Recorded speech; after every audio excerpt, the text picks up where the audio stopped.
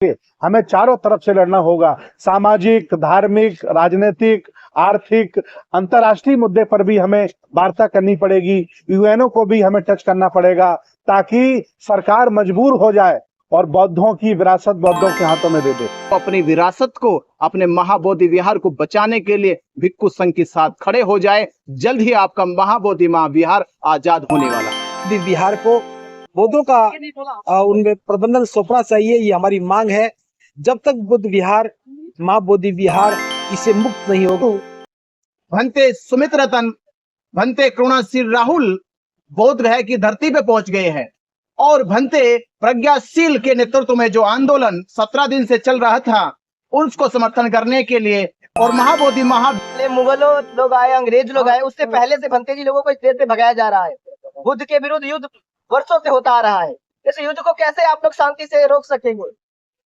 देखिए, हम इसको एक तरफ से ना देखें। बौद्ध धर्म को, भिक्षुओं को, बौद्धों को कोई नहीं भगा सकता। बौद्ध इस देश की विरासत है और विरासत के वारिस हमेशा बने रहते हैं। और अगर भिक्षुओं को बाहर जाना भी पड़ा, किसी भी परिस्थिति में जाना पड़ा, तो ये बौद्ध धर्म के लिए भी अनुकूलित था और हमारी जरूरत भी थी। कम से कम इसी प्रभाव से हम पूरी दुनिया को बुद्ध की शांति का संदेश देने में कामयाब हो पाए। और आज हम देख रहे हैं भारत से बौद्ध धर्म को पूरी तरह नष्ट करने की कोशिश की गई, लेकिन जो भिक्षु कालांतर में बाहर गए थे उनकी वजह से आज दुनिया के 45 से अधिक देश बुद्ध की विरासत के वारिस बनकर के धर्म को बचाए हुए हैं। और आज उन्हीं के प्रभाव से सही पूरे विश्व में बौद्ध धर्म नजर आ रहा है। तो हमारे साथ अगर अन्याय भी हुआ तो धर्म के साथ तो न्याय ही कहेंगे, क्योंकि धर्म को जब विस्तार पाने का अवसर मिला है तो किसी भी बात को हमें निराशा में और नकारात्मकता में नहीं देखना है। हमें अपने आंदोलन को एक दिशा देनी है, गति देनी है और पूरे उत्साह के साथ, पूरे जोश के साथ हमें इस आंदोलन को खड़ा करना है। देश दुनिया में अभी जो आप लोगों को देख रहे हैं, क्या संदेश देना चाहेंगे, क्या उनसे चाहेंगे आप लोग? हम तो यही संदेश देंगे जो महाकारुणिक बुद्ध ने दुनिया को युद्ध से बचाने के लिए शांति के साथ रहने का मार्ग प्रशस्त किया, दुखों से बच करके, दूर होकर के सुख से रहने का जो संदेश दिया, बुद्ध की शिक्षाएं आज भी प्रासंगिक हैं। हम तो यही संदेश दे रहे हैं कि बुद्ध का धर्म शांति का धर्म है, करुणा मैत्री का धर्म है, बंधुता का धर्म है, स्वतंत्रता का धर्म है। हम स्वतंत्रता की बात करते हैं, न्याय की बात करते हैं और आज उसी न्याय के लिए शांति के साथ बुद्ध की शिक्षाओं को ध्यान में रखते हुए हम ये आंदोलन कर रहे हैं। हमें बौद्ध गया विहार को मुक्त करना है, महाबोधि विहार को बौद्धों का उनमें प्रबंधन सौंपना चाहिए, ये हमारी मांग है। जब तक बुद्ध विहार, महाबोधि विहार इसे मुक्त नहीं होगा, ये BT 1949 एक्ट निरस्त नहीं होगा, तब तक हम इसी प्रकार से ये आंदोलन करते रहेंगे। भंते जी जो अंदर बैठे हुए हैं, भंते जी लोग, वो भी तो आप लोगों की तरह बिल्कुल ड्रेस में है, उनमें और आप लोगों में क्या अंतर है? अंतर ये है कि हमने देखा कि बुद्ध विहार बौद्धों के नियंत्रण में होना चाहिए, ये हमारी पीड़ा है, इसलिए हम लड़ रहे हैं। उनको वहां रहने से लाभ नजर आता है, इसलिए वो लोग वहां बैठे हैं। तो उनके बारे में हमें कुछ नहीं कहना, जब उनको भी समझ में आएगा तो वो भी हमारे साथ आके बैठेंगे। ये कोई व्यक्ति विशेष की लड़ाई नहीं है, ये अस्तित्व की लड़ाई है, विरासत की लड़ाई है और अपना अधिकार स्थापित करने की लड़ाई है। ये बौद्धों की विरासत बौद्धों के पास हो, ये कहना कोई जुल्म नहीं है, ये न्याय की लड़ाई है। इस एक्ट से क्या दिक्कत है, कुछ बताना चाहेंगे हमारे दर्शकों को? देखिए, ये आपने बहुत बात पूछा होगा, फिर बता देता हूँ। दुनिया के जितने भी चर्च हैं वो ईसाइयों के ही पास में है। जितनी मस्जिदें हैं वहाँ मौलवी ही नमाज अदा करता है, धर्म की शिक्षा देता है। मंदिरों में पुरोहित रहते हैं, लेकिन जो बौद्धों का महाविहार है उसमें दूसरे धर्म के लोग क्या कर रहे हैं? विषय तो ये है कि जो बौद्ध है नहीं, बुद्ध को शास्त्र स्वीकार करते नहीं, बौद्ध धर्म को अंगीकार करते नहीं, दूसरे धर्म के पुजारी आकर के बुद्ध विहार में, महाविहार में क्या कर रहे हैं?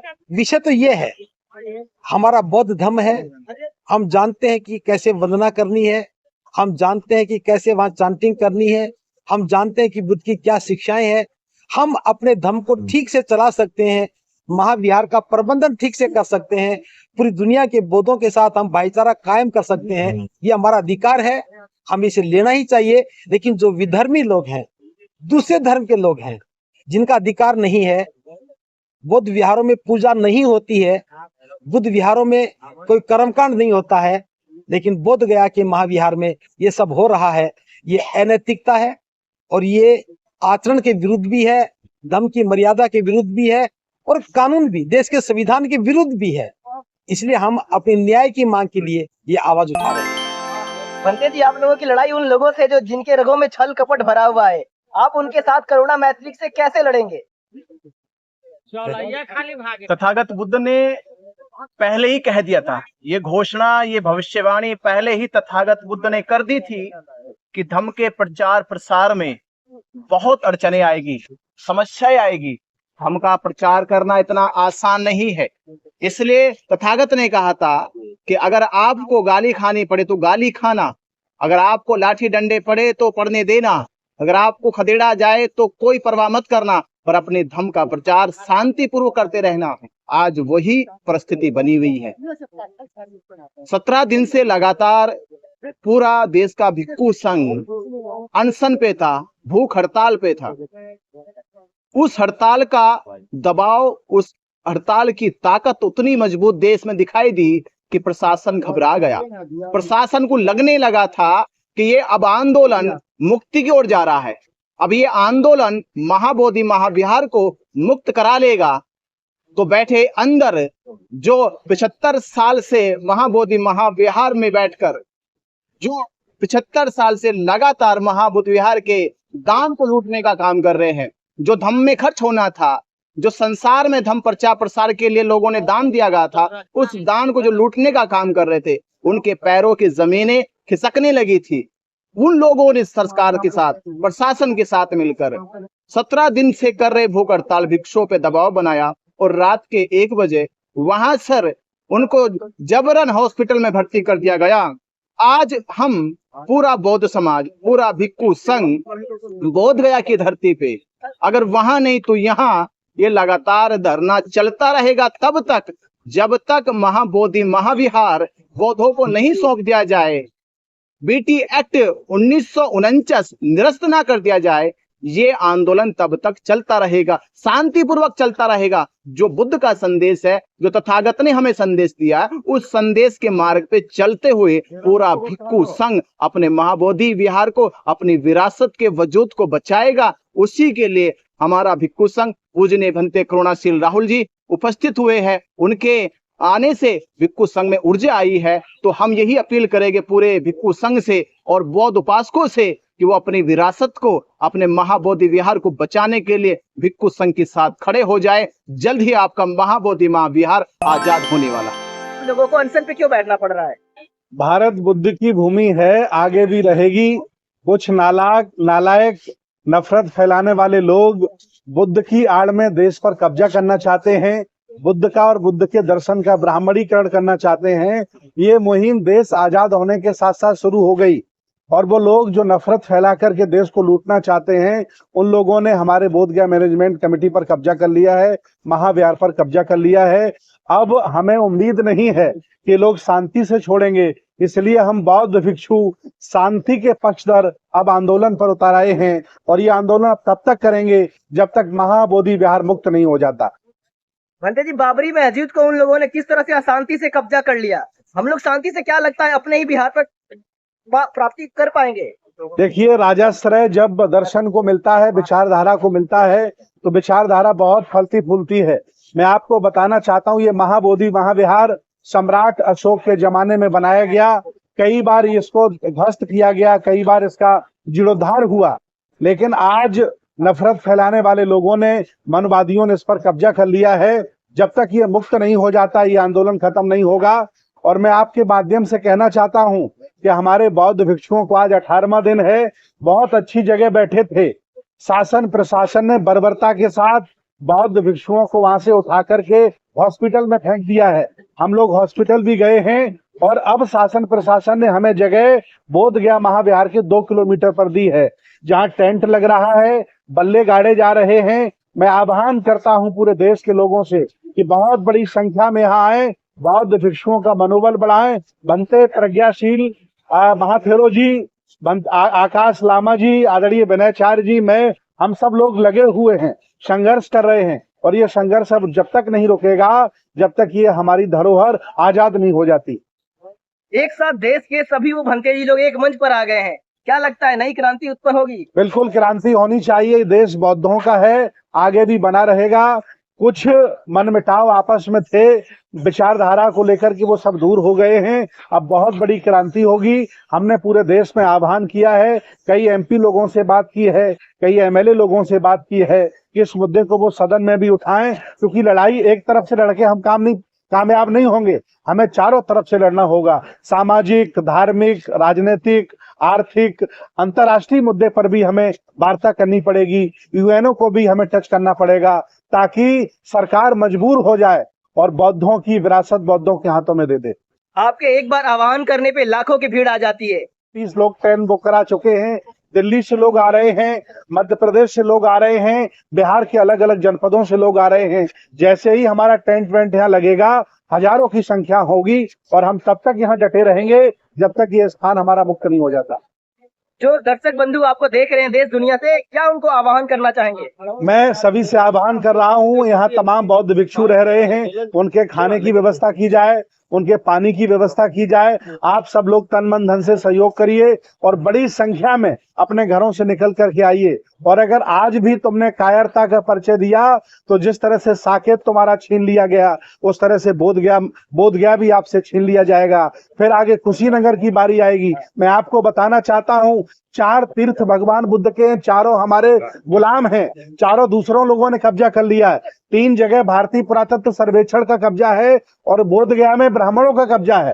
कुशीनगर में भारतीय पुरातत्व सर्वेक्षण का कब्जा, लुम्बिनी में भारतीय पुरातत्व सर्वेक्षण का कब्जा, सारनाथ में भारतीय पुरातत्व सर्वेक्षण का कब्जा, और कुशीनगर में कब्जा, बोधगया में ब्राह्मणों का कब्जा। हमारे चारों तीर्थ स्थल इस समय दूसरों के कब्जे में हैं। उनकी मुक्ति के लिए आपको घर से आना पड़ेगा और मिलकर के इस आंदोलन को सफल बनाना पड़ेगा। मैं निवेदन करता हूं देश भारत के सभी लोगों से, खास तौर से बिहार की जनता से, कि नीतीश कुमार जी मनमानी कर रहे हैं। अगर नीतीश कुमार चाहें तो सदन में नया बिल ला करके 1949 का ये जो बीटी एक्ट है इसको डिसमिस करें और नया बिल ला करके बौद्धों को बौद्ध विहार सौंप दें। कोई तकलीफ नहीं होगी, उनको फिर खुश होकर के सारे लोग वोट देंगे। लेकिन अगर वो ऐसा नहीं करेंगे तो अब की बार उनका काम खत्म होने वाला है। मैं केजरीवाल का घर घेरने गया, हमने घोषणा की केजरीवाल आप जा रहे हो, आप देख सकते केजरीवाल की सरकार चली गई। अब हम नीतीश कुमार को चैलेंज कर रहे हैं, अगर आपने बौद्ध भिक्षुओं की बात न मानी, बौद्ध भिक्षुओं की न्याय की आवाज नहीं सुनी, तो आपकी भी कुर्सी बचने वाली है। बचने वाली नहीं है, मैं दावे के साथ कह रहा हूं। जो बौद्ध भिक्षु हैं, जो गुलामी करके बैठे हैं, बोधगया मैनेजमेंट कमेटी में पुजारी हैं, वो हमारे किसी काम के नहीं हैं, क्योंकि उन्होंने गुलामी स्वीकार कर ली है, मनुवाद की, ब्राह्मणवाद की। उन्हें खाने पीने को बढ़िया मिल रहा है, मजे काट रहे हैं। लेकिन ये देश चाहता है, पूरी दुनिया चाहती है, पूरा भारत चाहता है, विश्व लेवल के बौद्ध चाहते हैं कि हमारा तीर्थ स्थल मुक्त होना चाहिए। ये जो अंदर भिक्षु बैठे हैं इनको भी बाहर निकाला जाए और पुनः नया बिल बना करके सरकार बौद्धों को ये सौंपे, ताकि हम ईमानदारी से बौद्धों की संपत्ति पर बौद्धों का कब्जा एहसार करा सकें। धन्यवाद। अच्छा, बौद्ध भी हिंदू है, मनवादी कहते हैं कि बौद्ध भी हिंदू है, इसकी क्या बोलिए? वो कहते हैं, जबरदस्ती कहते हैं। मैं अपने आप को हिंदू नहीं मानता, ना हमारा कल्चर उनसे मिलता है, ना उनसे हमारा दर्शन मिलता है। हिंदू धर्म बौद्ध धर्म का पार्ट हो सकता है। 1000 साल पुराने चले जाइए, जो महायानी परंपरा है उसका बदला हुआ रूप हिंदू धर्म है। हिंदू धर्म का पार्ट बौद्ध धर्म नहीं है, बौद्ध धर्म का पार्ट हिंदू धर्म है। ये जबरदस्ती विष्णु का अवतार बुद्ध को बताते हैं, इसके कोई प्रूफ नहीं है। ये जबरदस्ती ब्राह्मणीकरण बुद्ध का करना चाहते हैं। जिस तरह से रविदास का ब्राह्मणीकरण कर दिया, कबीर का ब्राह्मणीकरण कर दिया, ये बाबू साहब का भी ब्राह्मणीकरण करना चाहते हैं। इसलिए उनका धर्म अलग है। मैं मांग करता हूँ पर्सनल मैरिज एक्ट हमें दिया जाए, हमें अलग शमशान दिया जाए, पर्सनल लॉ हमें दिया जाए, और हमारे पूजा स्थल अलग होंगे। हमारा जो बौद्धों की जो प्रक्रिया है पूजा पद्धति की, जीवन जीने की, वो अलग है। हमसे उससे कोई लेना देना नहीं है, उनका धर्म अलग है। पूरी दुनिया में बौद्ध रहते हैं, ईसाई रहते हैं, मुसलमान रहते हैं, भारत में भी बौद्ध रहते हैं। हम लोगों से, हिंदुओं से कोई लेना देना नहीं। भंते जी, क्या लगता है इस आंदोलन में प्रशासन आप लोगों के साथ है? क्योंकि अभी सुबह प्रशासन के साथ जो आपकी मुठभेड़ हुई थी, कैसा लग रहा है? प्रशासन साथ है आपके? देखिए, प्रशासन सरकार के साथ होता है। 17 दिन से बौद्ध भिक्षु अनशन पे शांतिपूर्ण तरीके से अपना धरने को, अपने आंदोलन को चला रहे थे। रातों रात के 1 बजे अनशन कर रहे शांतिपूर्ण तरीके से, भिक्षुओं को गुमराह करके कि आपके हेल्थ चेकअप होंगे, उनको हॉस्पिटल में बंद कर दिया गया। बिहार को मुक्त कराने की जो लड़ाई है वो देश भर में एक जन आंदोलन बन चुकी है। रही संख्या की बात, जो प्रशासन ने ये कहा कि अभी आपकी संख्या कम है, तो संख्या के आधार पे अगर भारत का बौद्ध समाज जिस दिन बोध गया आ गया, उस दिन सरकार, उस दिन प्रशासन ये मुंह कहां दिखाएगा कि जो दुनिया से आने वाले बौद्ध उपासक है वो पूछेगा कि ये जो बौद्ध समाज आया है, ये महाबोधि महाविहार की जो लड़ाई लड़ रहा है, आज वो तारीख आ गई है जब भारत के हमारे माने जाने धर्मगुरु भंते सुमित्रतन, भंते करुणाशील राहुल बौद्ध गया की धरती पे पहुंच गए हैं। और भंते प्रज्ञाशील के नेतृत्व में जो आंदोलन 17 दिन से चल रहा था, उसको समर्थन करने के लिए, और महाबोधि महाभय, इसका क्या कारण है? क्यों तुम बौद्धों को ये महाबोधि महाविहार सौंपना नहीं चाहते? तो मोदी, नीतीश कुमार जवाब देगा और कहेगा ये बौद्धों की विरासत है, बौद्ध विरासत के वारिस इसको लेने आ गए हैं। इसलिए सरकार ने क्या किया है कि रातों रात वहां से 1 बजे धरने को खाली करा दिया। धरना खाली होने का मतलब ये नहीं है कि धरना खत्म हो गया। धरना अपनी गति से चल रहा है। बोध गया की धरती पे वहां पर संख्या कम थी, अब संख्या ज्यादा हो जाएगी। हमारे पास बड़ा मैदान आ गया है, वहां 100 लोग बैठ सकते थे, यहाँ 1000 लोग बैठेंगे। ये अनिश्चित काल चलने वाला धरना तब तक चलता रहेगा जब तक महाबोधि महाविहार का 1949 का एक्ट ये निरस्त नहीं होगा, तब तक ये धरना चलता रहेगा। अभी ये धरना जन आंदोलन का रूप ले चुका है।